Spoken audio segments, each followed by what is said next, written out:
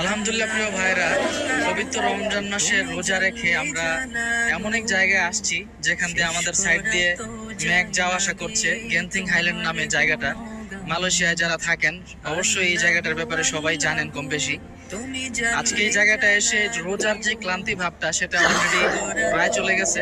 আমরা আল্লাহ তাআলার সৃষ্টিগুলো অনুভব করছি, সাথে আমার তো ক্লান্তি চলে আসছে।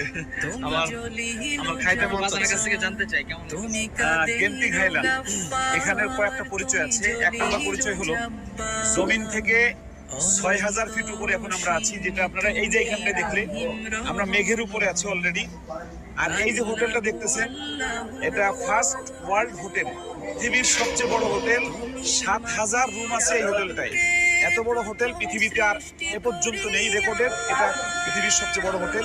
আর একটা বিষয় হলো, এদিকে একটু দেখেন, ওই যে লেখা ৬,০০০